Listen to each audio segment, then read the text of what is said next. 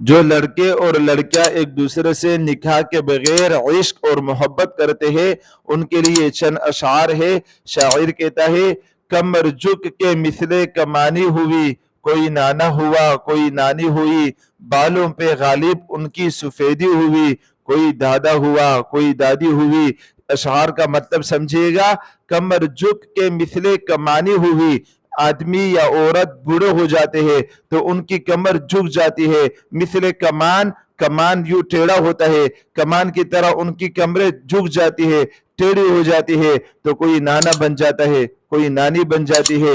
بالوں پہ غالب سفیدی ہوئی، بال سفید ہو گئے، عورت بوڑھی ہو گئی، مرد بوڑھا ہو گیا، عاشق بوڑھا ہو گیا، محبوبہ بوڑھی ہو گئی، بالوں پہ غالب سفیدی ہوئی، کوئی دادا ہوا کوئی دادی ہوئی، عاشق دادا ہوا محبوبہ دادی ہوئی، عاشق نانا ہوا محبوبہ نانی ہوئی۔ تو اس طرح جو عشق مجازی میں مبتلا ہوتے ہیں، نکاح کے بغیر ایک دوسرے سے محبت کرتے ہیں، ناجائز تعلقات آپ اس میں ایک دوسرے سے رکھتے ہیں، نکاح سے پہلے میسج اور کال پر گھنٹوں گھنٹوں بات کرتے ہیں، یاد رکھیے گا ان کی اصلاح کے لیے یہ بہترین اشعار ہے۔ یہ وقت بھی گزر جائے گا، اور جو لوگ نکاح کے بغیر ایک دوسرے سے عشق مجازیہ کرتے ہیں، ایک دوسرے سے اس طرح میسج کرتے ہیں، کال کرتے ہیں، گھنٹوں گھنٹوں لگے رہتے ہیں، پھر نکاح کے بعد پتہ ہی کیا ہوتا ہے؟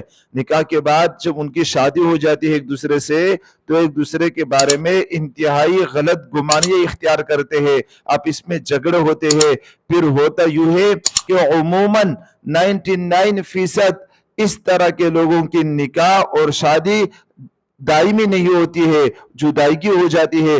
کیوں؟ کیونکہ وہ عورت اور وہ محبوبہ اس عاشق سے کہتی ہے کہ نکاح سے پہلے تو بڑی جان دینے کی باتیں کرتا تھا، نکاح سے پہلے تو 2 گھنٹے باتیں کرتا تھا، ابھی تو مجھے پوچھتا بھی نہیں ہے، ابھی تو میرا خیال بھی نہیں کرتا ہے۔ اور پھر اگر وہ اس کا عاشق کبھی موبائل میں کسی کو میسج کرتا ہے تو اس کا محبوبہ فوراً شک کرتی ہے کہ یہ مجھے میسج کرتا تھا تو یہ کسی اور کو بھی میسج کرتا ہوگا۔ تو اس طرح غلط گمانیاں ہوتی ہے، جھگڑے ہوتے ہیں، اور آخر میں ہوتا کیا ہے؟ جدائیگی ہوتی ہے۔ ایک عاشق کا ایک محبوبہ سے عشق محبت ہو گئی تھی، تو پھر عاشق اس محبوبہ سے کہا کرتا تھا کہ میں آپ کے لیے اپنا جان بھی دے دوں گا، آپ پر سب کچھ قربان ہے۔